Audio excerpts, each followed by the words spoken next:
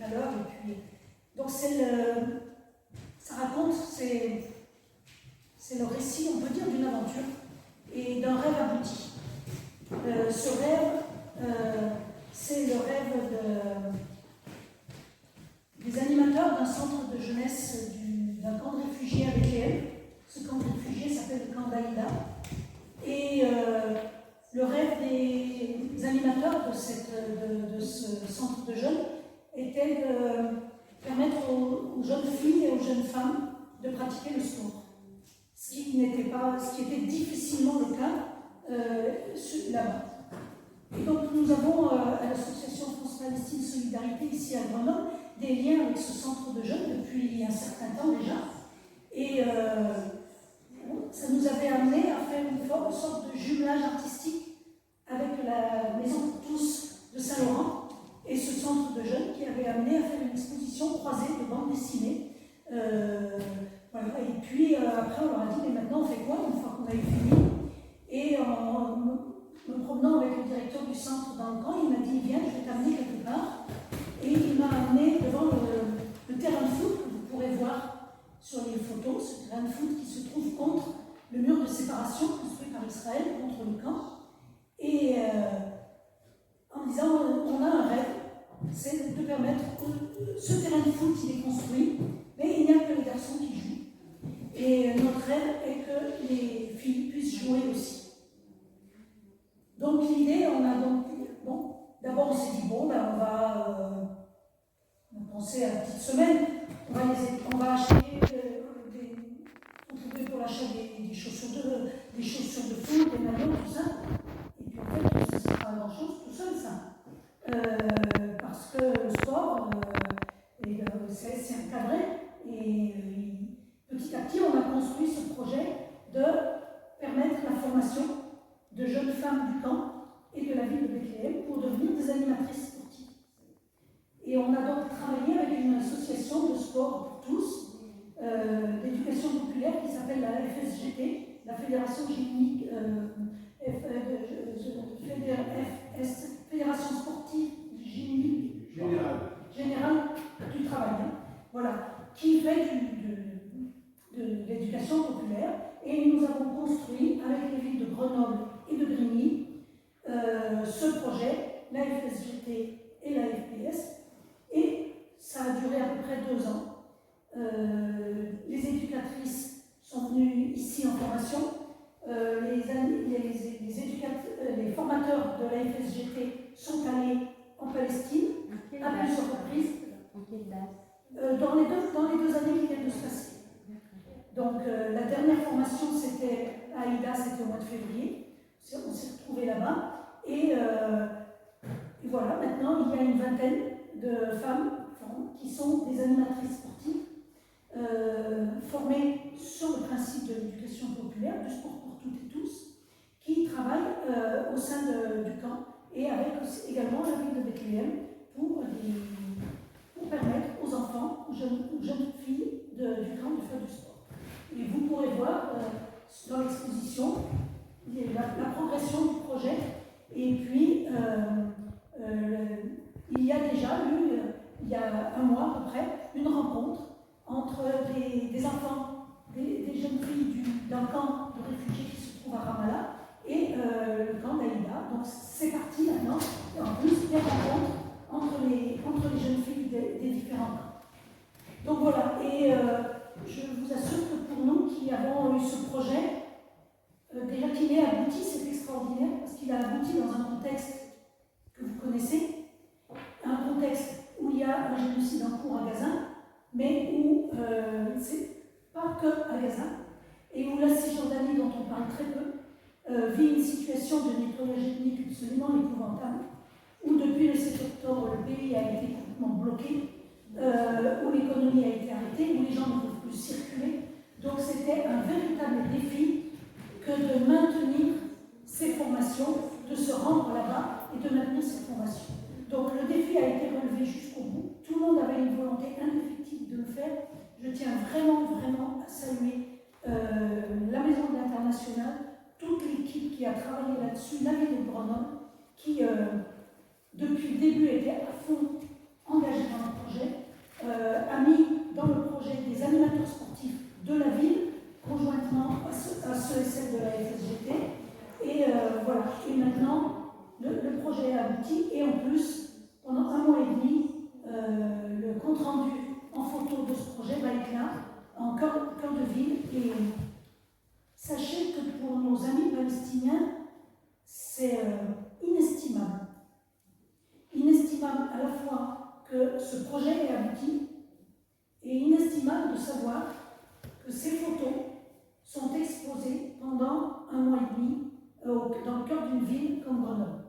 Parce qu'une des choses qui fait qu'on en arrive où on en est, c'est que c'est l'invisibilisation du peuple palestinien depuis des années, voire des décennies, et en exposant ça, en montrant ça, on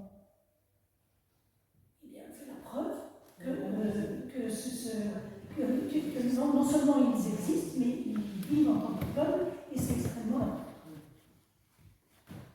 Voilà ce que je pouvais vous dire, et nous ne savons pas de quoi sera fait le prochain projet avec nos partenaires du camp d'Aïda, mais pour sûr, il y aura un prochain projet. Mais ce sera ce qu'ils nous demanderont, eux, de faire, c'est pas nous qui avons des idées géniales et qui disons, on va vous... Est-ce que vous êtes d'accord pour faire ça avec nous? C'est pas comme ça que ça marche. Et maintenant, on fait quoi? Et c'est comme ça que ça s'est passé pour le projet. Au début, c'était un projet foot, à vrai dire. C'était faire du foot aux filles. Mais la FSGT a une vision beaucoup plus large du sport et ça nous a permis d'ouvrir aussi l'esprit. Ils ont découvert des sports dont ils ignoraient tout et ils ont pu les découvrir à Grigny, à Grenoble, et voilà, donc un grand élargissement et de nouvelles possibilités qui permettent l'émancipation des femmes et l'émancipation d'un peuple, donc c'est vraiment important. Voilà ce que je voulais dire. Merci beaucoup, Anne.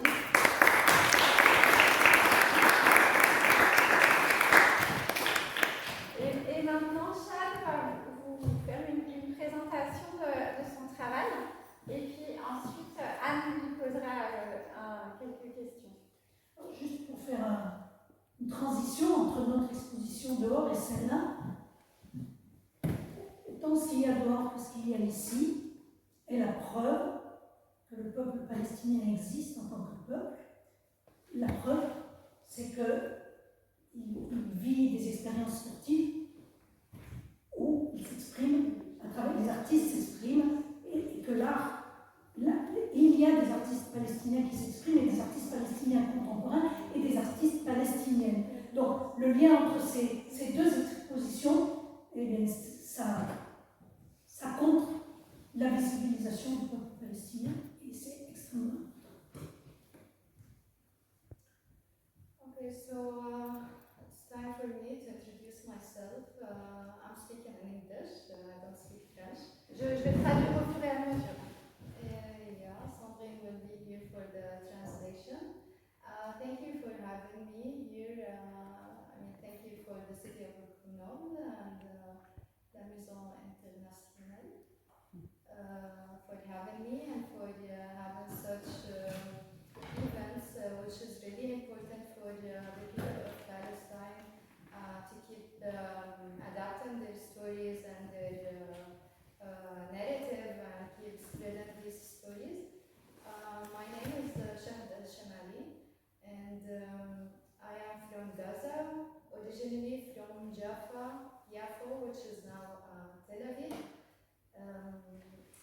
My family got expelled out of Jaffa in the events of the Palestinian Nakba in 1948, and they moved to Gaza. Some other Palestinians, they just moved to Syria, Lebanon, and countries around Palestine, but we still in Palestine. We just moved from Jaffa to Gaza. Donc elle est très contente d'être ici et de pouvoir faire partie du récit des Palestiniens. Elle explique que sa famille vivait à ce qui était à l'époque Jaffa et qui, à partir de 1948, est devenu Tel Aviv. Et donc les Palestiniens qui vivaient là ont été expulsés.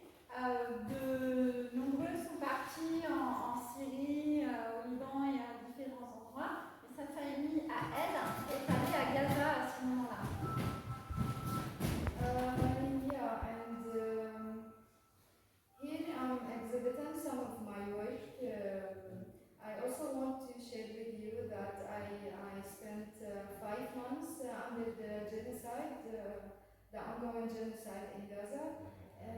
I could make it out with my family to Egypt after 5 months of the beginning of the genocide. And I stayed there for 8 months. Then I got an artistic residency in Germany, Berlin. So I went there last September, and I'm having a project there to work on, and it's an ongoing process, which is I'm showing some of my work here from the book. It's going to be a comics book about Palestine. Et donc, elle a vécu le génocide dans la bande de Gaza. Elle y était pendant 5 mois avec sa famille. Et au bout de 5 mois, elle a réussi à être évacuée. Et sa famille est maintenant au Caire, en Égypte. Et elle a obtenu une résidence artistique à Berlin. Donc, elle est à Berlin depuis le mois de septembre. Et à Berlin, elle travaille sur ses bandes dessinées. Elle est en train d'avancer sur un projet de bande dessinée. Okay, so about the comics book is going to be divided into 3 sections. It's not only going to be about the stories of the genocide, because I wanted to also shed a light on the Palestinian history and identity and culture, because it's really important to show it, especially nowadays, because when the spotlights have been turned into Palestine, especially in this current genocide, all of the footage and the videos and everything on the media is showing devastating situations and conditions about the Palestinian community, but it's actually not reflecting the reality and the reconstruction and background of the Palestinian community and identity. And I guess this is one of the tools of the occupation, because they have been trying to annihilate the identity of the Palestinian people for 80 years now. So, and I guess they are doing good work with it. They are, I guess, succeeding in it. But yeah, it's our turn to keep telling the story and spreading information about the Palestinian identity and culture. Et donc, dans ce projet dans cette bande dessinée, il y aura plusieurs rubriques. Il y aura ce qu'on voit là, qui sont des histoires vraiment du conflit. Mais ce n'est pas le seul objectif, puisque l'objectif, c'est aussi de donner sa version du récit et de montrer la culture palestinienne, puisque ça fait 80 ans que l'État israélien essaye d'annihiler la culture palestinienne. Et qui plus ou moins ils y arrivent. Donc un des enjeux, c'est de garder cette culture vivante. Yeah, and in this book I'm going to also include some of my family's photos from the family's archive, which is hanged in the other hall, because it's really important to show that these people are real and these are true stories, and although it's widely documented, but I know that there are some people in some parts of the world, they just don't feel it, or they are disconnected of these real stories. But I wanted to put some real photographs about my family, which is in order to be an alive story for the people, especially in the West, to get to know it, to get connected and linked in a bigger scale to these stories.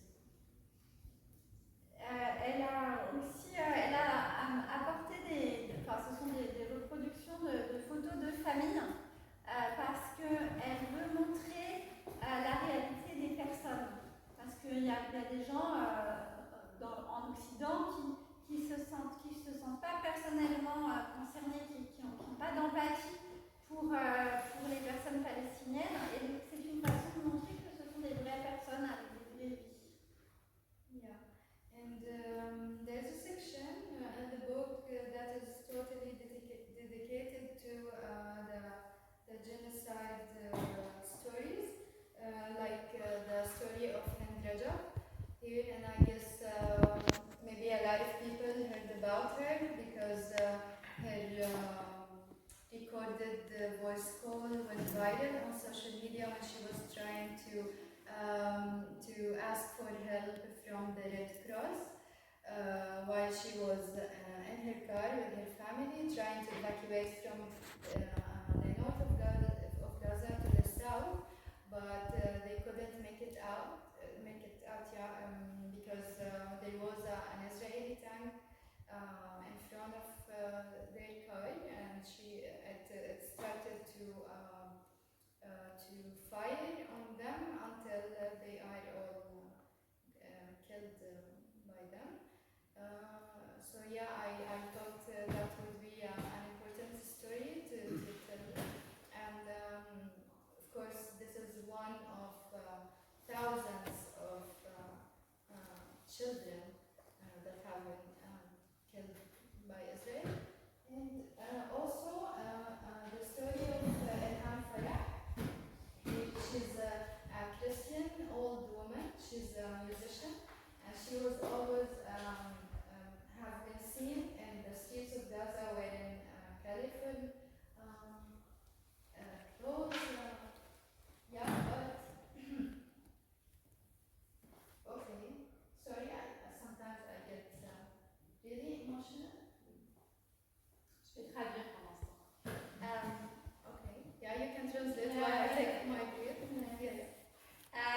Donc, il y a toute une rubrique dans le livre qui est vraiment consacrée au génocide. Par exemple, il y a l'histoire de Hind Rajab, dont beaucoup d'entre vous ont peut-être déjà entendu parler, parce que c'est devenu viral sur les réseaux sociaux. En fait, c'est une petite fille dont toute la famille a été assassinée, et on entendait ces appels téléphoniques à la Croix-Rouge pour qu'on vienne la sauver. Et donc c'est une famille qui traversait la bande de Gaza pour essayer de s'enfuir et qui n'a pas pu sortir. Et la petite a été assassinée par des tirs d'un char israélien. Et il y a aussi cette histoire de Ilham Farah, qui est une figure de Gaza City. C'est une dame de 84 ans qui portait toujours des vêtements très colorés. Yeah, and she took a shelter at the church in the old city of Gaza with other Christian people during the genocide. They took shelter in the church in order to, because maybe they think that Israel is not going to bomb the church, but this is not what really happened, because they already bombed it. But one day she went out to her home to get some clothes and stuff for her, but she got shot by a sniper in the road, and she fell to the ground, kept bleeding until she was dead. And then after a few days, her neighbors was eventually able to reach to her car, and it was also found ran over by a tank. Yeah.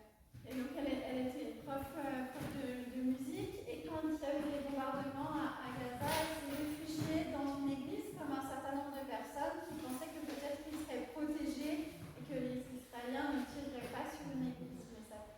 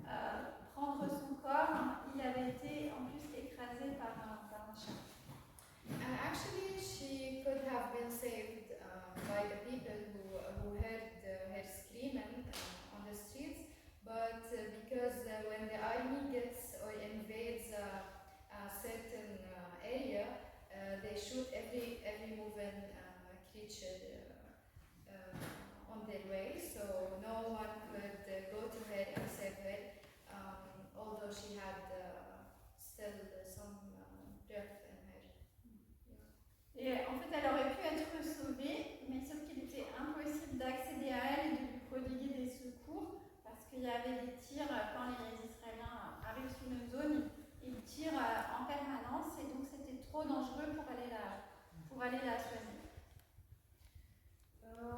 Yeah, and I have also this one. It's based on a poem that I wrote. You can also have a look after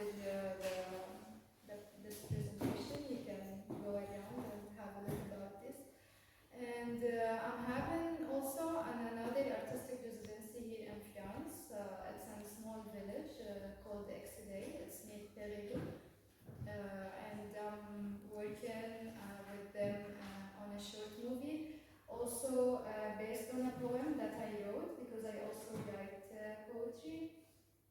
And yeah, it's about the emotions and the thoughts about the Palestinian people who made it out of Gaza and how they managed to deal with their new lives that they have started in a totally different place, and after leaving everything behind in Gaza and being forcibly displaced out of their country. So yeah, and it's still in the process, and it's going to be also presented here during the month. But it's still in the process. Maybe if you come next time, maybe it will be here.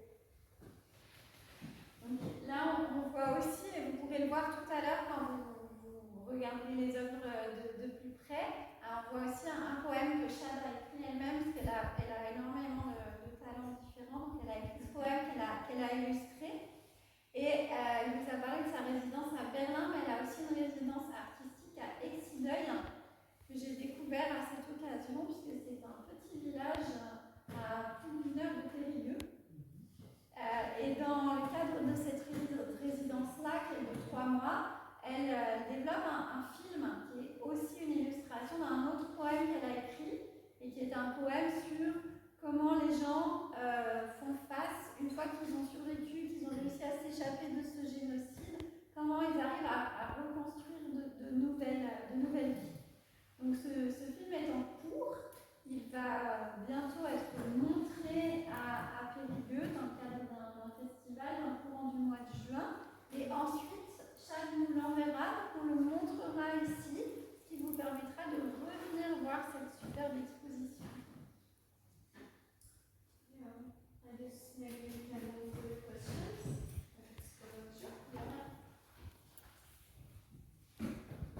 J'ai envie de vous demander, vous montrer des vies. Vous avez choisi la vie de Hind, la vie de Ilan.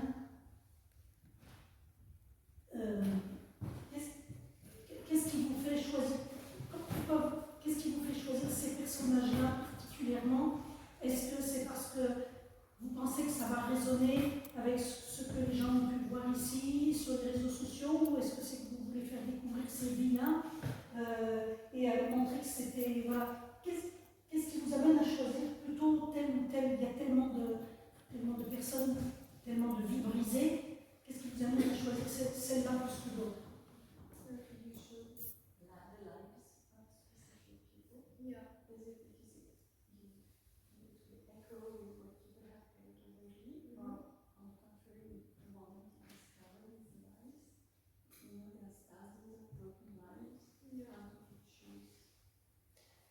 Actually, I do this for both reasons that you have mentioned, but mostly for documenting these stories in order to let other people to know these details. I know everyone now knows about the genocide that has been committed by Israel in Palestine, but they are not really deep into the details, and they are not linked to the people and what they feel and what they face in the daily basis.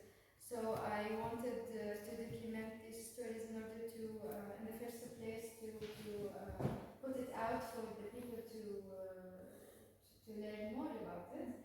And yeah, and the second option was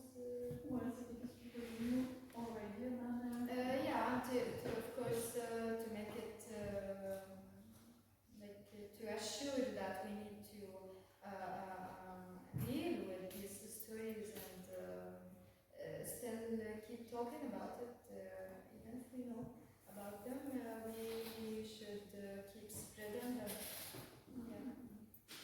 Donc, elle cherche à faire les deux choses dans son travail. Elle cherche à documenter ces histoires, cette tragédie épouvantable qui se passe, parce qu'il y a beaucoup de gens qui s'en détournent.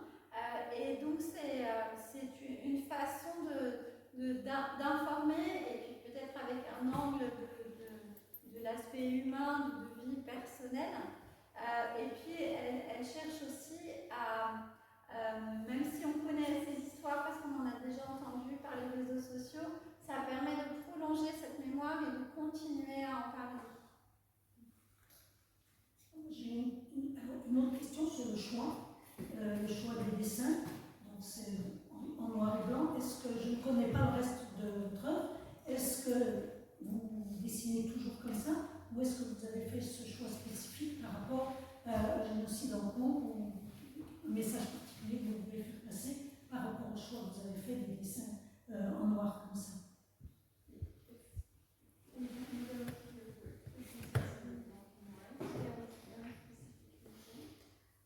No, it's just because comics, what comics based on is about telling the story. It's about the idea, it's not about the technique.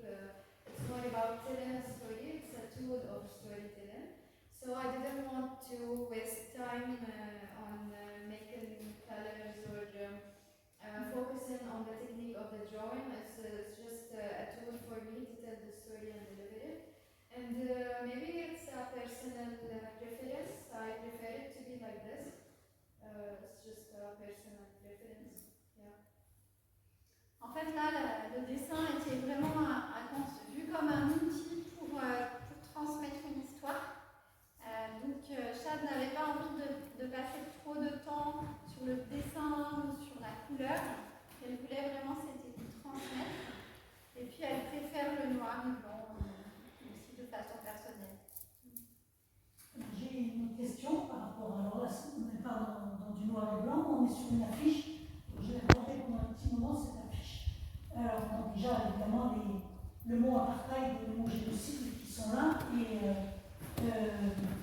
qui nous interpellent, qui nous montrent les deux des principaux crimes qu'Israël mène contre le peuple palestinien. Et voilà, après j'étais interpellée par ce petit logo en haut, et puis apartheid station 2, enfin bref, pouvez-vous nous expliquer aux gens qui sont là à quoi tout ça fait référence en fait?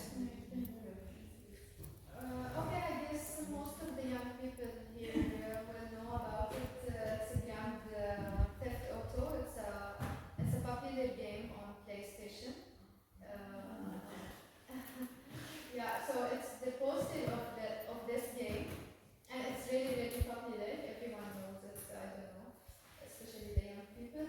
So I thought because it's a poster, and the posters it's supposed to be really catchy for the people. I mean, when we look at the posters of a movie or a song or an album or anything, it should be really catchy for people to catch their eyes.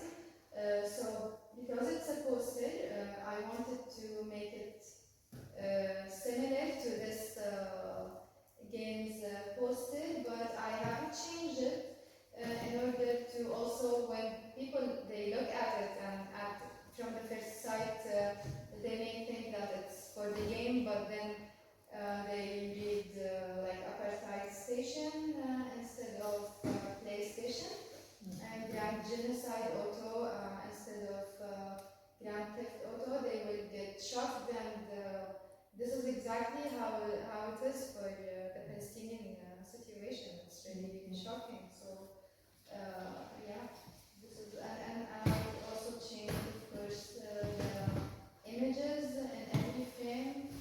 It's just some images of what's happening now in Gaza. Yeah.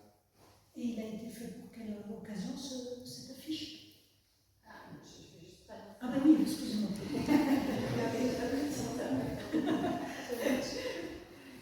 Donc c'est une référence, it's not a parody, it's more of a reference. Sorry. It's not a parody, but more of a reference. Yeah. C'est une référence à un jeu vidéo très populaire qui s'appelle Grand Theft Auto ou GTA en français, qui se joue sur la PlayStation. Donc elle est restée le plus près possible de l'image de départ, de l'affiche. Et puis en même temps, au bout d'un moment, on se rend compte que c'est autre chose et que c'est pas PlayStation mais à part PlayStation et que c'est pas le jeu vidéo mais que c'est la vraie vie. Donc l'idée c'était d'attirer l'attention et ensuite l'intérêt. And why? Quelle occasion Occasion that you made this? No, not really, but it came after I have been maybe provoked by some situations in Germany because there's some, they are against the Palestinian cause. So sometimes as a Palestinian and an artist Palestinian talking about Palestine, they can face a lot of challenges with telling our narrative.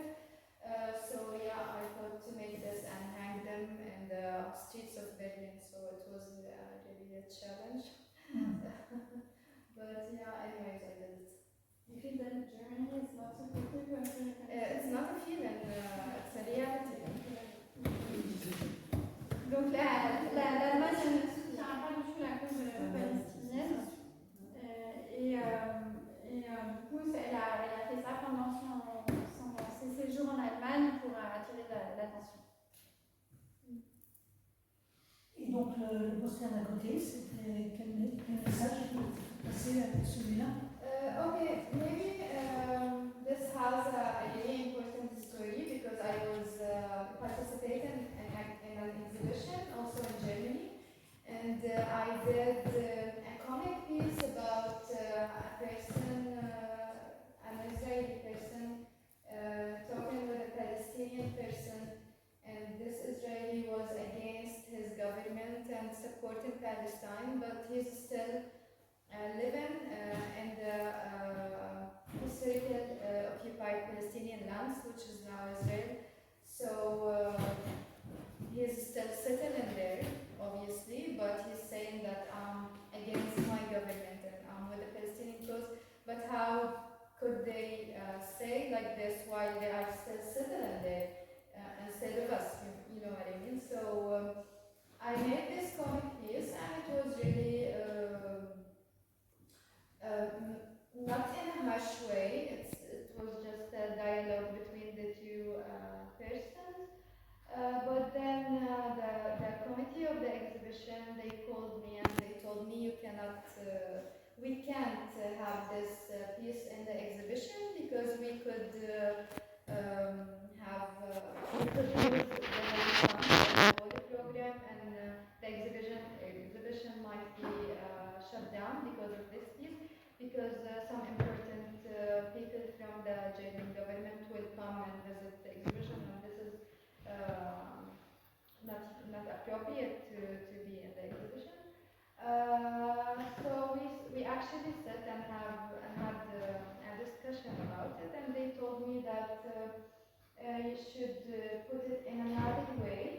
And I told them actually this is the most beautiful and made up way to put the story out. I mean, if I want to tell it as it is, it would have been more intense for you. And we had a discussion, but at the end of it, we got out that I cannot exhibit the other piece, and so I made this, and it was actually about them because they call themselves cultural workers, and they work for the art, and they let the space for artists to come here to this democratic country and democratic space to tell their own real stories, and then when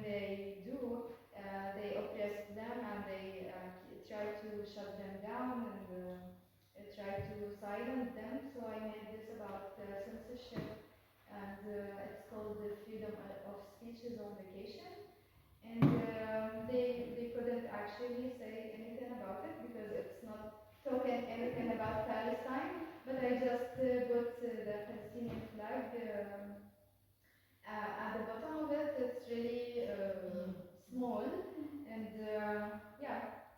But it was enough for me at that time, just to let them know that we also can say for them that you can't silence us and you can't, I don't know. Maybe this is for now is okay, but maybe in the future we need to speak it more out loud. I mean, because it's not allowed actually what they did. It's not logical at all. Yeah.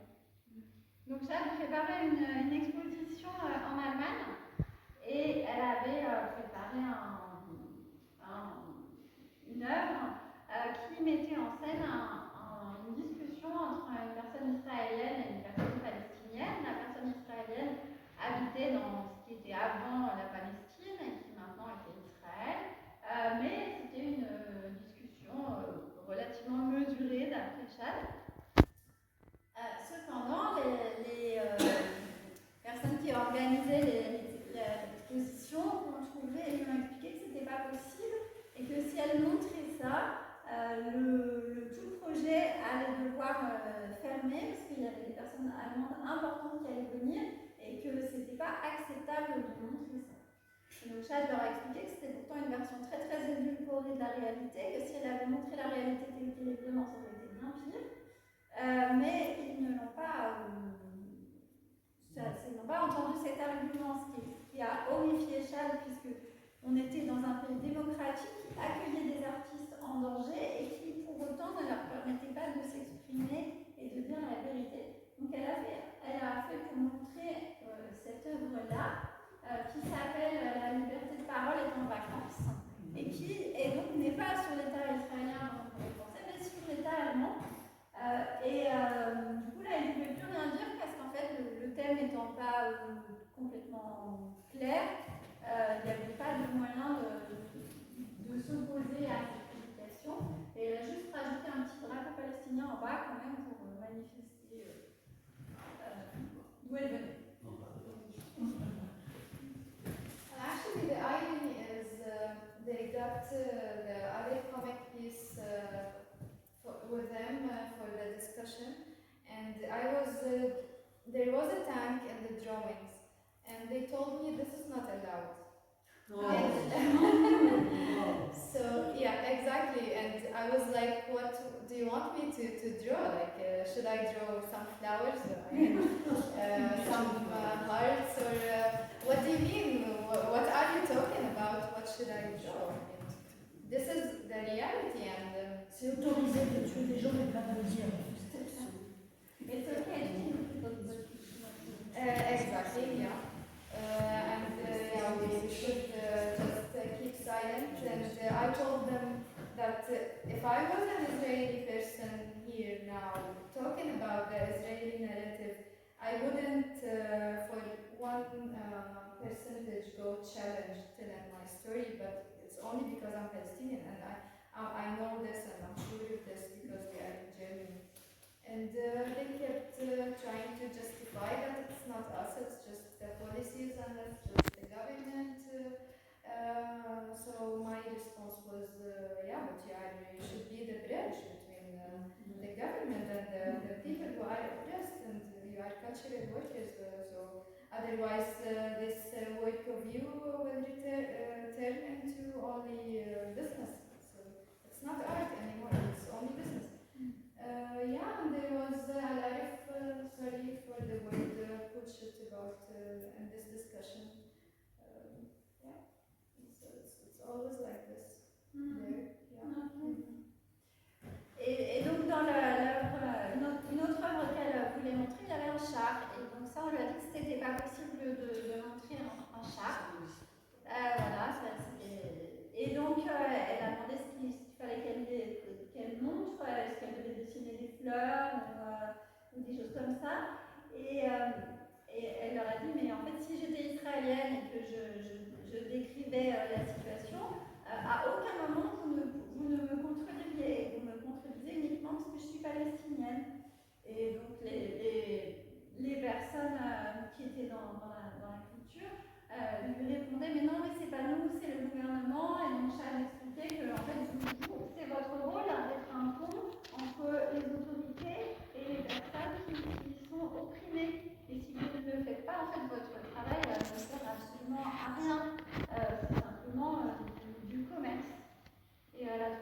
énormément de langue de bois dans ce film. Donc, je suppose que les comics, là, ne sont pas possibles. Vous ne pouvez pas les exposer en Allemagne. Okay, I guess I understood the question. These stories is different because it's more, it's real stories that went viral on the internet, and it's like documentation. But they considered the other work, like I have some point of view, personal point of view in it. But it's actually coming from my own true story. It's my family's story who got expelled from Jaffa to Gaza, and now for me, from Gaza to Egypt. It's a real story. It's actually also widely documented. I didn't make it up. I mean, my family still have the key for their home in Jaffa, and I still have my key for my home in Gaza. So it's a reality. I didn't make it up, but I guess also when I published the book in Germany with these stories, I may have some problems. Yeah, but my discussion would be that it's a documentation. I mean, the stories is all over the internet. So yeah, it's real stories. Donc ça, elle peut le montrer en Allemagne, parce qu'en fait, c'est la réalité, et tout le monde le sait, ce sont des histoires qui sont connues, elle ne les a pas inventées. De même que l'histoire de sa famille, c'est vraiment ce qui leur est arrivé. Ils ont encore la clé de leur maison à Jaffa, qui est maintenant Tel Aviv. Elle a encore la clé de sa maison à Gaza. Donc tout ça, ce sont des événements réels. Pour autant, quand la BD va être publiée en Allemagne, il n'est pas sûr qu'elle n'ait pas des problèmes. Yeah, and actually this is an important topic to be discussed, especially here in Europe, and especially in Germany, like how the Palestinian can go unchallenged and safe telling their own narrative and telling their own stories, because all the policies are against Palestinians telling the truth.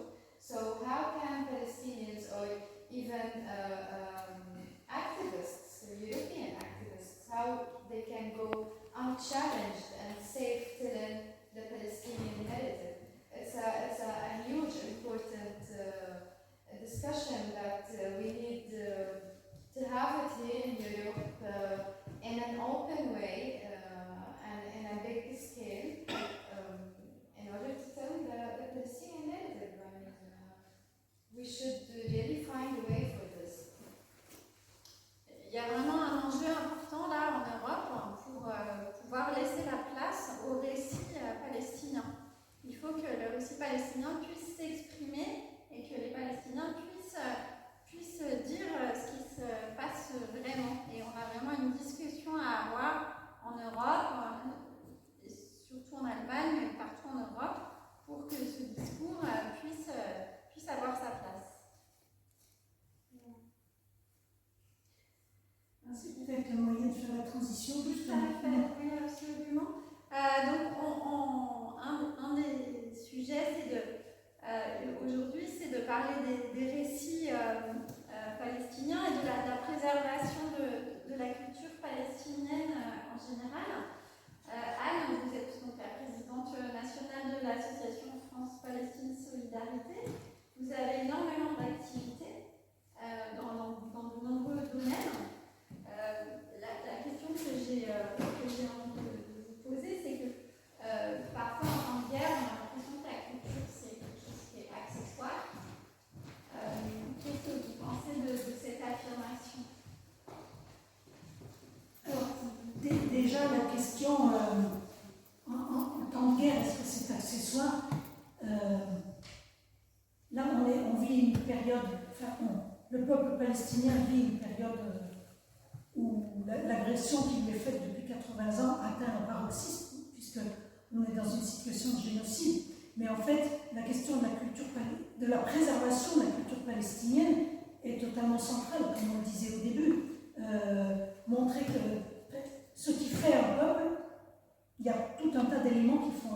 et entre autres sa culture, et la transmission de la culture.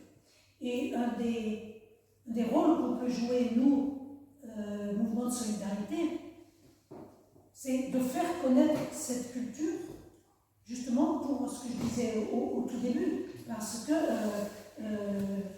c'est un des éléments qui fait que le peuple palestinien est un peuple, et faire connaître cette culture est pour nous extrêmement fondamental. C'est pour ça que tous les ans, partout en France, il y a des festivals de cinéma, et entre autres, on diffuse le cinéma palestinien qui est très riche, mais aussi des expositions d'artistes comme là. Et bien évidemment la musique, l'intérêt de connaître la musique palestinienne. Et d'ailleurs, la ville de Grenoble accueille tous les 2 ou 3 ans un festival où des Palestiniennes et des musiciens et des musiciennes de Bethléem ou du camp d'Aïda sont accueillis ici. Et quelque chose de... Pourtant, c'est voilà, un des éléments de la culture palestinienne, c'est la broderie palestinienne. Et ce sont des choses qui ont failli disparaître et qui ont été perpétrées particulièrement dans les camps de réfugiés, où les femmes, pour transmettre l'histoire de leur culture, parce que comme en Bretagne, chaque village a sa coiffe différente, et en Palestine, chaque village a sa broderie, et tout ça s'est transmis dans les camps de réfugiés. Ça n'est pas disparu, parce que dans les camps de réfugiés, les femmes palestiniennes ont maintenu ça, mais la broderie, mais aussi la cuisine. Et il y a un enjeu absolument invraisemblable, c'est l'appropriation par l'occupant de la cuisine autochtone. Et le hummus devient une spécialité israélienne. Les falafels aussi, et le oud aussi. Donc il y a un vrai enjeu, non seulement à faire connaître la culture palestinienne, mais à la faire connaître en tant que culture de ce peuple. Voilà, pour nous, c'est vraiment central. Alors après, il y a toutes les questions politiques, bien évidemment, tout ce qui est géopolitique, mais faire connaître et partager cette culture est un élément vraiment important de ce que peut être la solidarité.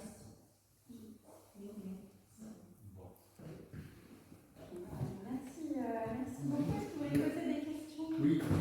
Est-ce qu'il existait à Gaza, avant que tout soit détruit par les bombardements israéliens, des structures permettant justement la diffusion, l'enseignement d'un certain nombre de disciplines artistiques? Et vous-même, comment vous êtes-vous formé? Quel a été votre cursus pour arriver à produire tout ça?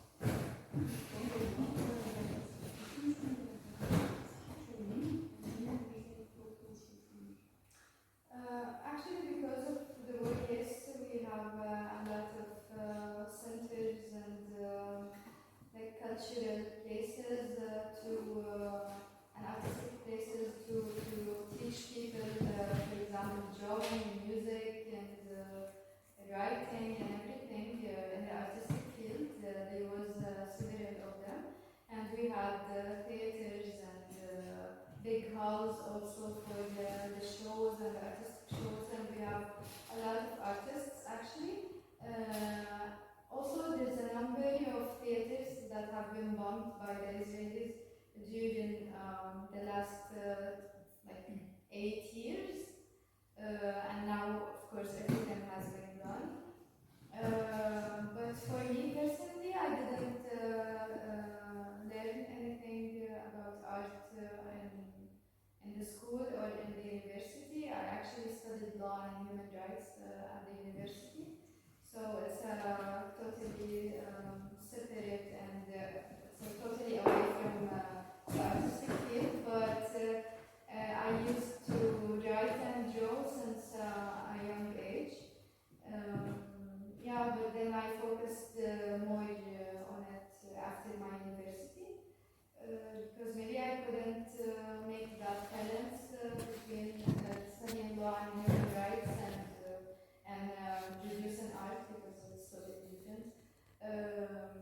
but at the end of the path, I noticed that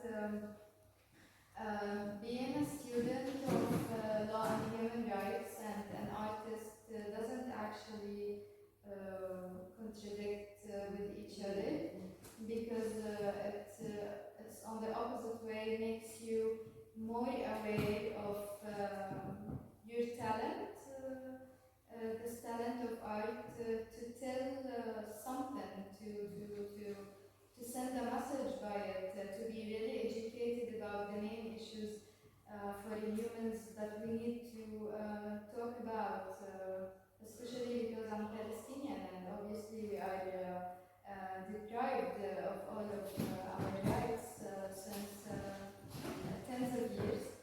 So that made me know that it's a duty to be an artist. It's not like just having a talent and I want to just draw in my room and not to socialize with people because I'm an artist and I have my own work. No, it's an extra duty for us Palestinian artists to be able to also know how to connect and communicate with people and the world in order to tell the story of us. Alors il y avait beaucoup de, avant la guerre, il y avait beaucoup de centres culturels, il y avait une vie artistique très active.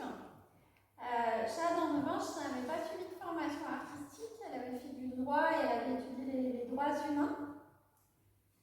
Et donc, mais elle a toujours aimé écrire et dessiner.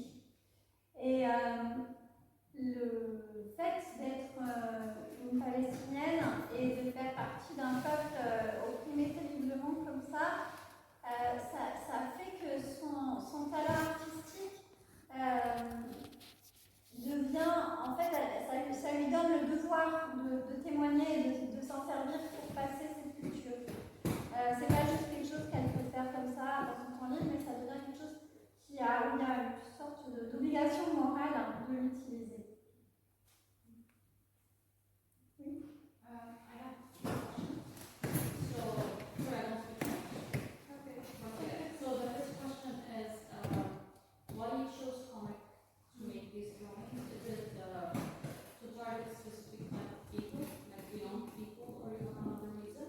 Okay. And the second question is, you mentioned that part of your book you talk on things that are not related to the genocide. Yeah. So which aspects of the Palestinian lives you think that is not known to the European people? Okay. Other than the genocide, of course. Yeah. Mais je pense que Yeah. donc on a deux questions. Pourquoi est-ce que Chad a choisi la forme de la bande dessinée? Est-ce que c'est pour parler au jeune public ou est-ce que c'est pour une autre raison? Et Chad a mentionné que dans sa bande dessinée, la partie finale, il y aura aussi des choses sur la culture palestinienne en général.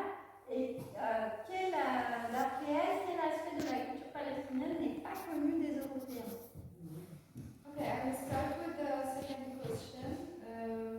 It was what do I think parts of the Palestinian lives not known by the world? It's the whole identity of the Palestinians and the whole culture actually of the Palestinians. It's not really known for a lot of people, a lot of categories of people around the world. Sometimes when they even say Palestine, sometimes people they respond, what is Palestine? Do you mean Pakistan? Like this. So it's really ironic and it's really crazy. I mean, what kind of persons in the world or what kind of lives are they living if they don't know about Palestine or what's happening in Palestine? And this is not talking about that they must be supported for Palestine. They just should know about this work. Yeah. So I tend to focus more on the historical Palestine and the identity and the culture and those, and the simple stories of the Palestinian families and community. It's the simple daily life of the Palestinian people. This is what I want to share in this book, and I guess it's really important because at the end of the day, we are just people, and we are known throughout history, but we have been stolen and deprived out of all our rights and lands and lives and opportunities and chances and everything. So yeah, this is what I want to send to people, that Palestinian people could be anyone or any people who just got or have been chosen to be the victims of this colonialism. Donc elle commence par la deuxième question, et d'après elle, en fait, l'intégralité de la culture palestinienne est inconnue du monde, puisque assez régulièrement, les gens lui disent « Ah, tu viens de la Palestine, t'es sûr que c'est pas le Pakistan ?» Parce qu'ils ne connaissent pas l'existence même de ce pays. Et donc, dans cette partie-là du livre, elle va parler des choses simples, de la danse, de la broderie, de la cuisine, pour montrer la base de la culture palestinienne et montrer que ce sont des gens comme vous et moi, et que simplement, eux, il y a cette horrible catastrophe qui leur est tombée dessus. Yeah, and also the Palestinian dialect and the Arabic language and a lot of stuff. Maybe people who has relationships with Arab people, or especially also Palestinians, because we are talking about Palestine, they can tell how rich this culture is and how rich this history is. So yeah. Et même la langue et le dialecte palestinien, l'arabe dialectal de Palestine, et en fait l'existence de cette culture qui est ancienne et qui est riche, et dont peu de gens connaissent l'étendue. And the first question was why did I choose comics? Because I started with writing in the artistic field, but then I felt that writing puts a lot of exposure in my personality, so I didn't want it to be like this. So I switched to drawing, and then I found myself participating in exhibitions here and there. And so I got stuck in the drawings with oil, and after a while I didn't really like it because it can take. These are sketches, but for example, this one, it's a realistic technique, so it really took me time and effort to do it, while I guess my mind is really faster than drawing details and everything like this. So I thought of the comics because it can be a mixture between writing and also drawing, and I didn't need to focus a lot about the technique and how the drawing itself will appear to the people. So it's just like it was a faster tool to tell the story. But although actually it's not really fast, it takes a lot of time and effort. But yeah, maybe I like it more. It's a personal preference. Alors sur la question du format, elle avait commencé par écrire, mais finalement avec l'écriture elle se sentait trop exposée. Donc elle s'est mise à peindre, et donc on n'en a pas parlé, mais ce qu'on a derrière nous, ce sont des reproductions de peinture à l'huile qu'elle a faites. Donc elle a commencé à faire ça, mais ce sont des formes qui prennent beaucoup de temps, notamment celle qui est très réaliste là. Et la BD a un côté plus immédiat, même si c'est quand même très long de faire les dessins, mais il y a une immédiateté qui lui plaît, puis elle aime la forme en général.